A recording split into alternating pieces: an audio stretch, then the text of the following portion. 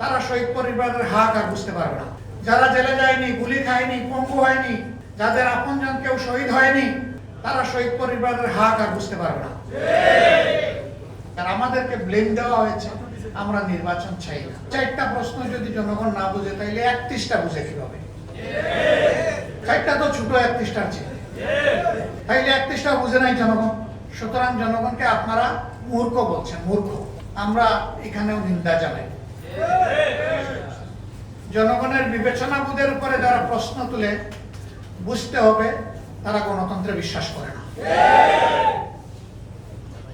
গণতন্ত্রে বিশ্বাস করলে জনগণের বিবেচনা বোধের উপর প্রশ্ন তোলার কারো কোনো অধিকার নেই। এই কাজটা তারা অবলীলায় করেছে। দুঃখ লাগে, আগেই বলেছি 17.5 বছর তারাও তো মুসলিম ছিল, তাদেরও তো বহু লোক নিহত হয়েছে, গুম হয়েছে, পঙ্গু হয়েছে, জেলে গিয়েছে। হ্যাঁ, এটা ঠিক যে সবাই জেলে যায়। যারা জেলে যায়নি, গুলি খায়নি, পঙ্গু হয়নি, যাদের আপনজন কেউ শহীদ হয়নি, তারা শহীদ পরিবারের হাহাকার বুঝতে পারবে না। আমরা দেখেছি 5 আগস্টের পর যখন প্রয়োজন ছিল শহীদ পরিবারের কাছে যাওয়ার, যারা এই প্রয়োজনটা উপলব্ধি করেছে তারা শহীদ পরিবারের কাছে গিয়েছে। আর কেউ কেউ তখন থেকেই নির্বাচনের দাবি তুলেছে। শহীদদের তাজা রক্ত তখনও ভাসছে, মায়ের চোখে তখনও পানি নয়, রক্ত ঝরছে।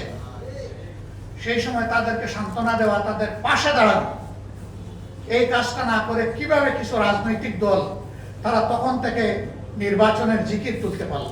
কাজেই তাদের কাছে তাদের আপন সঙ্গীদেরও রক্তের কোনো মূল্য নেই। যদি সে মূল্য থাকতো তাহলে আগে দেশবাসীর পাশে দাঁড়াতো। নির্বাচন কার জন্য? সরকার কার জন্য? জনগণের জন্য। সেই জনগণ ট্রমাটাইজড, আহত, দারুণ কষ্টে আছে। তাদের কষ্টে পাশে না দাঁড়িয়ে তখন সেই কাজ করা হয়েছে। আর আমাদেরকে ব্লেম দেওয়া হয়েছে আমরা নির্বাচন চাই না। নির্বাচন না চাইলে পরে নির্বাচনে অংশগ্রহণ করলাম কিভাবে? সম্মানিত বন্ধুগণ, আমরা নির্বাচন চেয়েছি, তবে আমরা নির্বাচনের নামে ষড়যন্ত্র চাই নাই। ষড়যন্ত্র করা হয়েছে, আমরা নিন্দা জানাই। ইন্টারিম গভর্নমেন্ট যাদের পরিচয় ছিল নিরপেক্ষ, দল নিরপেক্ষ, তারাও এই ষড়যন্ত্রে শরীক ছিল। নিজেরাই তারা স্বীকার করেছে ষড়যন্ত্র করে 11 দলকে হারানো হয়েছে। তারপরে এই রায় কেন মেনে নিলাম?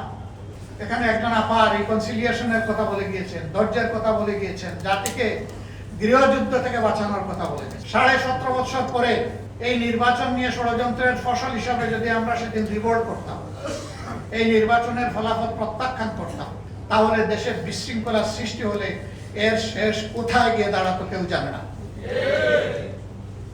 11 দল দায়িত্বশীলতার পরিচয় দিয়েছে, কিন্তু সাথে সাথে 11 দল এটাও বলেছে নির্বাচনে এই ষড়যন্ত্রের ফল মেনে নিলেও আমরা গণভোটের রায়কে অগ্রাহ্য করতে দেব না।